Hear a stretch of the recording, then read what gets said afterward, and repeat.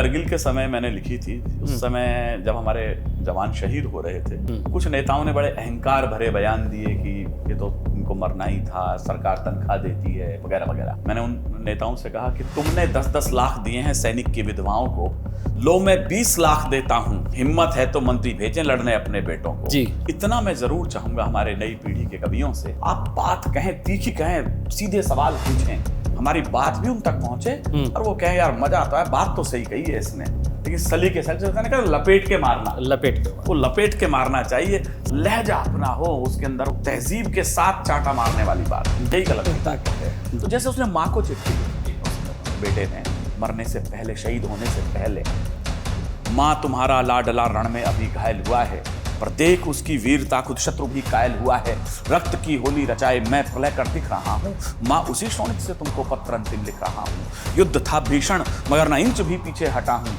माँ तुम्हारी थी शपथ में आज इंचों में कटा हूँ, एक गोली वक्ष पर कुछ देर पहले ही लगी है, माँ कसम दी थी जो तुमने आज मैंने पूर्ण की है, तो छा रहा है सामने लो आंख के आगे अंधेरा, पर उसी में दिख रहा है माँ मुझे नूतन सवेरा, कह रहे हैं शत्रु भी मैं जिस तरह पैदा हुआ हूँ, लग रहा है सिंघनी की कोख से पैदा हुआ। नमस्कार दोस्तों, आज जुगलबंदी के हमारे इस खास प्रोग्राम में एक ऐसी शख्सियत है जिन्होंने अपने शब्दों की धार से न सिर्फ देश के युवाओं को प्रेरित किया, बल्कि अंतर्राष्ट्रीय मंचों पर भी भारत माता का परचम लहराया है। नाम है विनीत चौहान।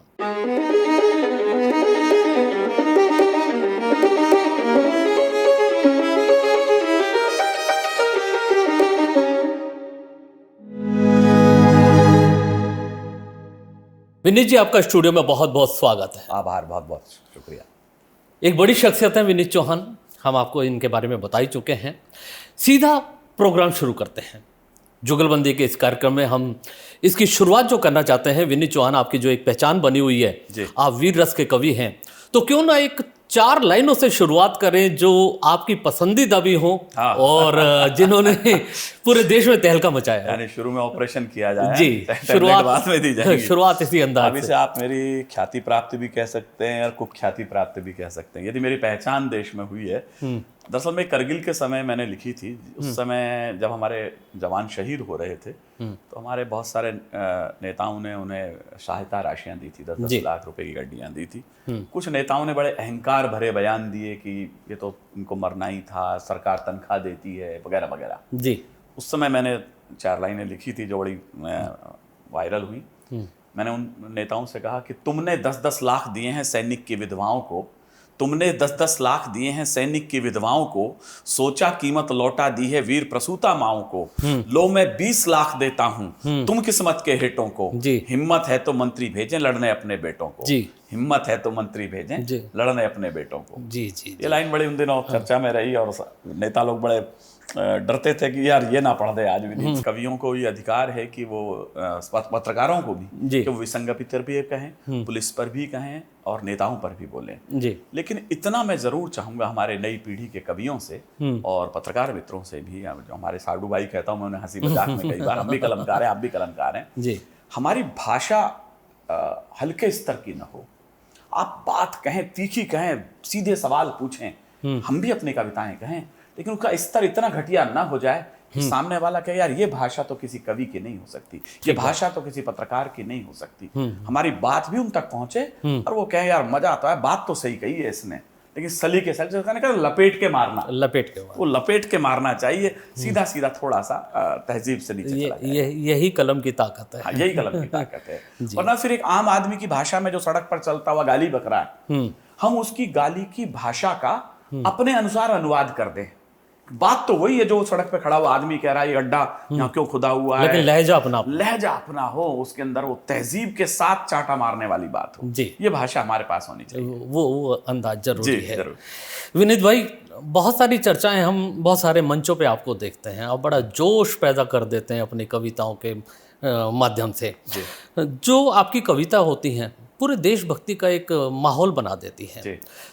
हम सोचते हैं कि कभी ऐसा मौका हो कि सीमा पर जब युद्ध चल रहा हो और सैनिकों के साथ आपको बीच में खड़ा कर दिया जाए, तो कौन सी वो 4 लाइनें होंगी जो आप उन सैनिकों को समर्पित करके उनका जोश बढ़ाने का काम करेंगे? वैसे तो ये सौभाग्य मुझे मिला है कि मैं बाघा बॉर्डर पर भी कविता पढ़कर आया हूँ। उधर भारतीय सेना है हमारे साथ में, उधर उनके लोग बैठे हुए हैं, वहाँ पर पूरा कवि सम्मेलन हुआ एक बड़े चैनल के माध्यम से, और पूरी सेना हमारी बैठी थी। मैंने वहाँ भी पढ़ा है। और मेरे जीवन के सबसे बड़े सौभाग्य में यदि मैं गिनूंगा तो मैं उसी करगिल की मिट्टी पर भी, जहाँ हमारे 532 बेटों ने वो युद्ध लड़ा उस घाटी तोलोलिंग की घाटियों पर जी, मैं उसी के नीचे वहाँ बॉफोर्स पर वो विजय भूमि जहाँ वीर भूमि है, वहां पर मैं कविता पढ़कर आया उन्हीं सैनिकों के बीच में। और बात आपकी सही है कि यदि वहां हो तो मुझे फिर, यदि समझ लो युद्ध हो रहा है, जैसे पुराने जमाने में कवि साथ चलते थे, शायद ये परंपरा आपको पता होगी। राजा जब चलते थे तो उनके साथ 2-3 कवि भी चलते वो उनको उत्साह दिलाते थे। तो मैं यदि हूँ कभी ऐसा संयोग मिलता है, मैं यूं कहूंगा कि हम समय के वक्ष में जिस पल कहो कंपन करा दें। हम समय कौन है? हम भारतीय सैनिक कौन है? हम समय के वक्ष में जिस पल कहो कंपन करा दें, खोल कर्तरी नेत्र को महादेव से गर्जन करा दें, और राष्ट्र की यमुना में असमय कालिया यदि आ गया तो कृष्ण का आह्वान कर जिस पल कहूं मर्दन करा दें। कृष्ण का आह्वान कर जिस कल कहूं मर्दन करा दें। या मैं यूं कहूं, ये धरती रण में दुश्मन का कोई एहसान नहीं रखती। चाहे वो अटैक करें, यदि उन्होंने कर दिया गलती से, चाहे वो पहलगाम में करें, पुलवामा में करें, तो फिर हम छोड़ते नहीं है उसको। ये धरती रण में दुश्मन का कोई एहसान नहीं रखती, जुगनू की जोड़ी झुक जाए ऐसे दिन मान नहीं रखती, और सीमा पर दुश्मन की जाकर जो माँ का दूध लजा आए, ये मिट्टी ऐसी कोई भी कायर संतान नहीं रखती। ये मिट्टी ऐसी कोई भी कायर। इस बार आपने देखा हो जब ये पहलगाम वाली घटना हुई तो इस बार हमारी एयरफोर्स लड़ी है जी। थल सेना का थोड़ा योगदान रहता है, लेकिन अटैक जो हुए अंदर 80 किलोमीटर पे वो हमारी सेना के। तो मैंने कल्पना करी जब हमारे रफेल उड़े होंगे उधर तो कैसे उड़े होंगे। हम प्राण हथेली पर लेकर दिल में एहसास लिए बैठे, दुश्मन के स्वागत की खातिर कुछ तोहफे खास लिए बैठे। दुश्मन के स्वागत की खातिर कुछ तोहफे खास लिए बैठे, बढ़ चले मृत्यु के परवाने, जीने की है परवाह किसे, जीवन जीने की खातिर हम मृत्यु की प्यास लिए बैठे। जीवन जीने की खातिर हम मृत्यु की प्यास लिए बैठे। हमने सोच लिया था कि यदि 80 किलोमीटर हम अंदर जा रहे हैं तो फिर लौटे न लौटे ये कुछ जरूरी नहीं है। तो हमने जीवन जीने की इच्छा भी मृत्यु पे आकर के करी है। ये भारत में ही है कि हम अमर हैं, बाकी जगह तो पुनर्जन्म की धारणा भी नहीं है। तो भारतीय सैनिक जब चलता है तो वो ये सोचकर चलता है कि बलिदान भी हुआ तो एक बार फिर लौटेंगे। जी जी, ऐसा। विनीत भाई, वाकई रोंगटे खड़े कर देती हैं आपकी जब कविताएं सुनने बैठते हैं। जब इस मंच पे भी हम एक कुर्सी पे आमने सामने बैठे हैं, वहां भी अगर आप देखेंगे ना, अंदर रोए रोए से खड़े हो जाते हैं। तो ऐसी स्थिति में तो वाकई जज्बा है ये देशभक्ति के प्रति आपका। मैं समझता हूँ जब आप कोई कविता लिखता है ना जी, उसको वैसा हो जाना चाहिए। यदि वो किसी गरीब पर लिख रहा है तो उसको कल्पना में उतना गरीब हो जाना चाहिए। सोचो यदि मैं गरीब होता तो कैसे लिखता। मेरी बड़ी प्रसिद्ध कविता हुई थी सैनिक की चिट्ठी। तो उस सैनिक की चिट्ठी में जब मैंने लिखा कि वो माँ को लिख रहा है तो मैं माँ बना पहले। जब उसने लिखा कि बेटी को पत्र कैसे लिख रहा होगा वो, तो मैं बेटी बना। एक बार 4 लाइनें वो भी एक बार दोबारा सुनना चाहूंगा मैं, हालांकि मुझे ध्यान है वो पूरी कविता आपकी, लेकिन दर्शकों के लिए। तो जैसे उसने माँ को चिट्ठी लिखी जी, उस बेटे ने मरने से पहले, शहीद होने से पहले, माँ तुम्हारा लाडला रण में अभी घायल हुआ है, पर देख उसकी वीरता खुद शत्रु भी कायल हुआ है। रक्त की होली रचाए मैं प्रलय कर दिख रहा हूँ, माँ उसी शोणित से तुमको पत्र अंतिम लिख रहा हूँ। युद्ध था भीषण मगर न इंच भी पीछे हटा हूँ, माँ तुम्हारी थी शपथ में आज इंचों में कटा हूँ। एक गोली वक्ष पर कुछ देर पहले ही लगी है, माँ कसम दी थी जो तुमने आज मैंने पूर्ण की है। तो छा रहा है सामने लो आंख के आगे अंधेरा, पर उसी में दिख रहा है माँ मुझे नूतन सवेरा। कह रहे हैं शत्रु भी मैं जिस तरह शैदा हुआ हूँ, लग रहा है सिंघनी की कोख से पैदा हुआ हूं। ये भाषा उसने अपनी माँ को लिखी। गजब गजब गजब। तो जब मैंने ये चिट्ठी लिखी तो पत्नी को उसने अंश आया, तो मैंने पत्नी ही, मैं सोचा मैं पत्नी होता तो क्या सोचता मेरे बारे में, मैं बच्चा होता उसका तो मेरे बारे में क्या। हमारे बड़े कवि कहते हैं जब आप, ये साधना है, कविता शब्दों का ढेर नहीं है। कुछ लोग सोचते हैं अरे शब्दों की तुकबंदी तो करता है कविता है, नहीं, ये तो ऐसे समझ लो जैसे मेडिकल साइंस में डेड बॉडी है, उसके अंदर प्राण डाल दिए जाएं। मूर्ति में और देवताओं की मूर्ति में, सामान्य प्रतिमा हम जो खड़ी देख रहे हैं चौराहों पर, और मंदिर में खड़ी मूर्ति में अंतर क्या है? वो भी वही पत्थर से बनी है, वो भी वही पत्थर से बनी है। लेकिन हमारे भारतीय संस्कृति में ये परंपरा है कि उसके अंदर प्राण प्रतिष्ठा की जाती है। कहते हैं अब ये पूजनीय हो गई है, अब ये वैसे ही है जैसे कि एक देवता हो या भगवान का प्रतिरूप हो, बिल्कुल प्रतिरूप हो। कविता में भी यदि आत्मा आपने नहीं डाली है उसके अंदर आपने संवेदना नहीं डाली है, तो फिर वो पत्थर है। उसकी प्राण प्रतिष्ठा, आपको भावनाएं डालिए तो वो, वरना शब्दी यदि तुकबंदी कविता होती तो माफ करें मुझे, फिर नालंदा विश्वकोश इतना बड़ा मोटी किताब है, डिक्शनरी, वो सबसे बड़ी किताब होती कविता की। शब्द कविता नहीं है, भावनाएं जुड़ा होना, अंदर संवेदनाएं, भावनाएं, और लिखते समय आप डूब जाएं उसमें, बिल्कुल वैसे ही हो जाएंगे जैसे बस मैं ही था सैनिक उस समय। और हमारे बड़े कवि कहते हैं यदि आपने लिखने के बाद उसको आपने प्रस्तुतिकरण के समय आप उसी में भाव समाधि में आ जाएं जो आप लिखते समय रोए थे उसको, तो उसका रेस्पॉन्स बहुत अच्छा आता है। कई बार आपने देखा एक कविता एक जगह तो जम रही है और दूसरी जगह वो नहीं जम। क्यों? उस दिन आपका ध्यान था ही नहीं वहां, आपका भी ध्यान नहीं था, दर्शक का भी जुड़ाव होना जरूरी है। नहीं, कवि का वहां ध्यान नहीं है, वो दिमाग में लगा रहा है यार सुबह की फ्लाइट पकड़ के मेरे को बॉम्बे निकलना है, अभी कवि सम्मेलन 11-12 बजे खत्म हो जाए तो मैं दिल्ली से मॉर्निंग 4 बजे की फ्लाइट पकड़ लूं, दिमाग में तो वो चल रहा है। कविता आप ऊपर, तो ऊपर ही मन से बोल रहे हो आप, यहाँ से कविता बोल रहे हो। जिस दिन जब तक दिल से नहीं निकलेगी कविता, दिल की चीज है, दिमाग की। विनीत भाई, कविताएं तो आप एक से एक मंच पे पढ़ते हैं, लेकिन एक सवाल है जो सीधा पूछता हूं मैं।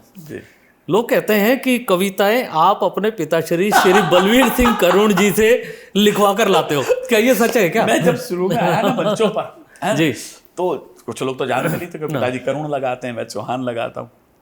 थोड़े दिन बाद मेरी ख्याति ये बात मैं कई बार सुन चुका, कई लोगों से मुंह से सुन चुका।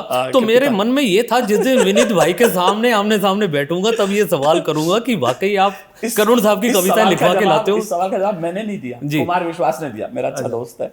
तो उसके पास पहुंचे, उसने ही बताया मेरे को एक दिन, जब शुरू में नए नए दोस्त बने, कहले यार तेरे बारे में कहना कि लोग बाग यार विनीत तो है ना अपने पिताजी से लिखवा लाता है।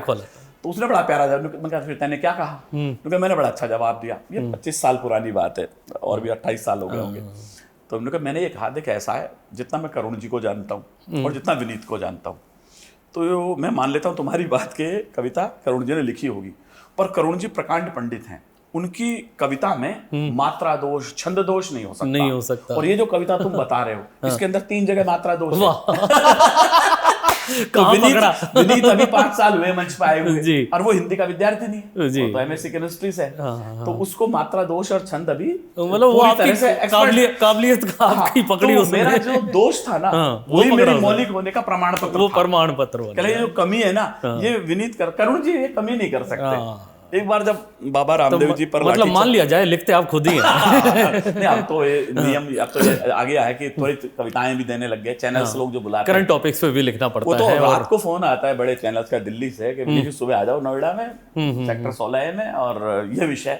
अब रात को हमला हुआ है या रात को ट्रंप ने चेतावनी दे दी है, अब सुबह लाओ लिख के उस पर। अब करुण जी तो सो चुके 10 बजे, करुण जी को जगा के तो लिखवा नहीं सकता, तो अब तो ये मान लेना चाहिए। अब तो आपने अपनी एक लाइन खींच ही दी। एक बार मैंने रामदेव जी पर वो लाठीचार्ज हुआ था रामलीला ग्राउंड के, बिल्कुल, तो उस पर मैंने एक कविता लिखी थी कि ऐसा, तो उसमें एक लाइन आती थी, तो उनके जो बाल शिखाएं खुल गई थी जब वो पकड़ा पुलिस ने उनको, तो मेरे को बड़ा बुरा लगा। मैं कहा एक साधु के साथ ये तरीका ठीक नहीं है पुलिस पे।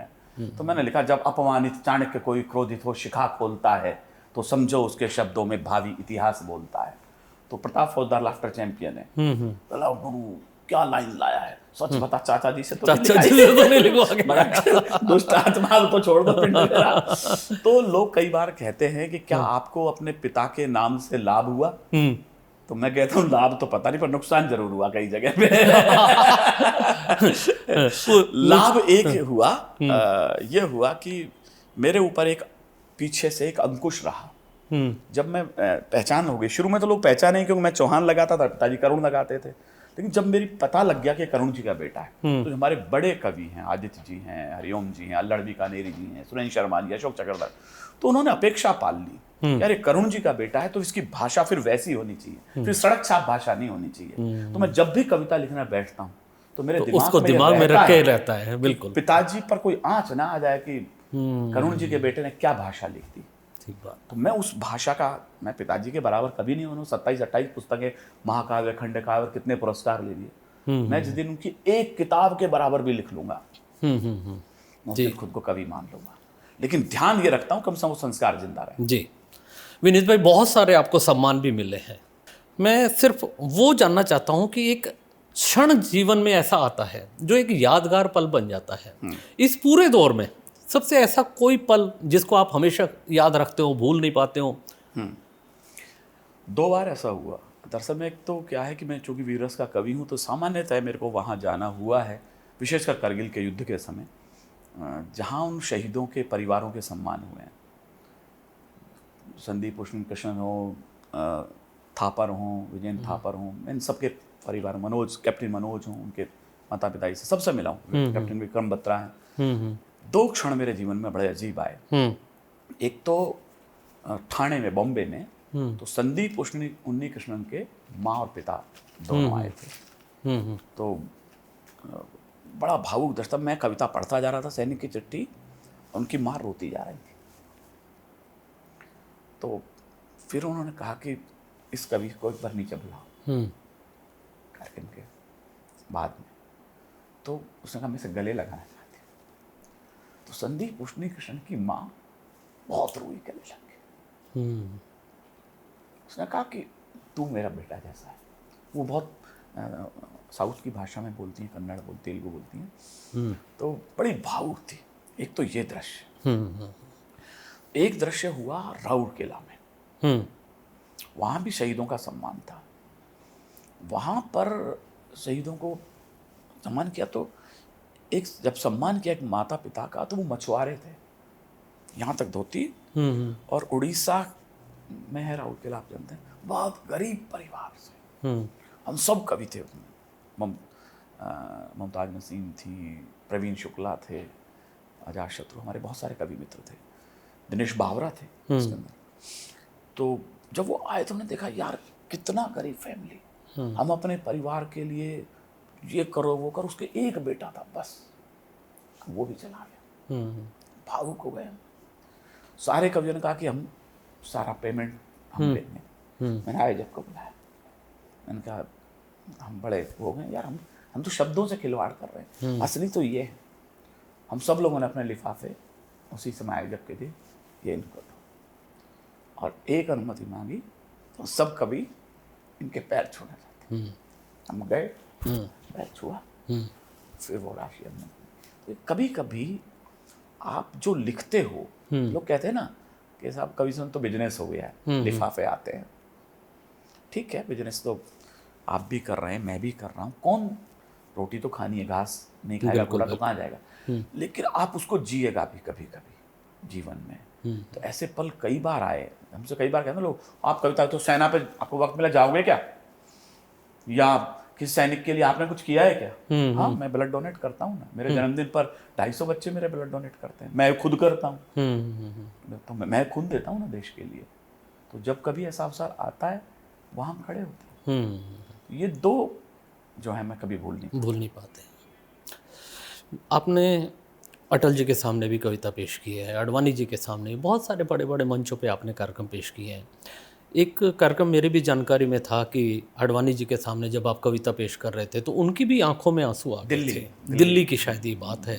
वो कौन सा कार्यक्रम था और कौन सी ऐसी कविता थी जिसमें अडवाणी जी भी भावुक हो गए थे? वो हमारे मित्र हैं प्रवीण शुक्ल जी, तो साहित्य प्रेमी मंडल का एक कार्यक्रम था। प्रतिभा अडवाणी जी भी साथ, उनकी जो बेटी है जी उनकी बेटी भी साथ आई थी, और उनकी श्रीमती जी भी साथ थी। सब परिवार वही मुख्य अतिथि थे।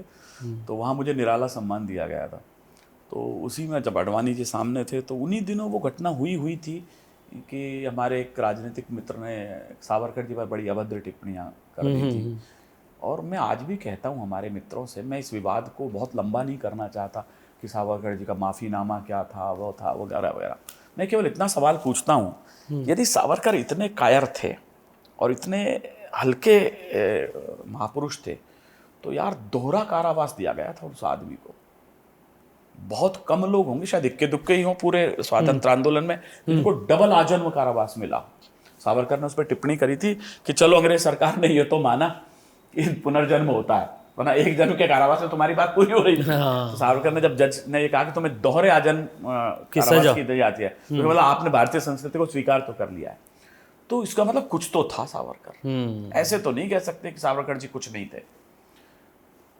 बाकी रही बात वो माफीनामा था या क्या था, वो प्रोटोकॉल के अनुसार या नियमों के अनुसार सबसे कोई अधिकार होता है कि वो एक एप्लीकेशन लिख सकते हैं कि उसमें बहुत सारे लोगों ने लिखी। मैं अन्य महापुरुषों को भी नाम इसमें यदि गिनाऊंगा तो अच्छा नहीं लगेगा, क्योंकि ऐसा कहना मेरे को अपमान करना हो जाए। वो काम तो हमारे दूसरे राजनेता लोग ही कर रहे हैं। और कहा कि इन लोगों ने, जिनके खुद के बाप दादा चंदा कटा रहे थे, चाइना की रसीदें कट रहे थे उस समय, माओ जो चीनी हमले के दिन भी गद्दारी के गायक थे, माओ के बिल्ले लटकाने वाले जो खलनायक थे। तो उस समय फिर मैंने लिखा था, जब उस पर लिखा, मैं कहा ये क्या जाने सावरकर की कैसी भाषा होती है, ये क्या जाने बलिदानों की कैसी भाषा होती है। कोलू के चक्कर से पूछो उसके पैरों के छाले, आज़ादी के सपने जिसने काल कोठरी में पाले। वो सूरज की प्रथम किरण पर कोलू में जुड़ जाते थे, आज़ादी के सूरज को वो अपना रक्त चढ़ाते थे।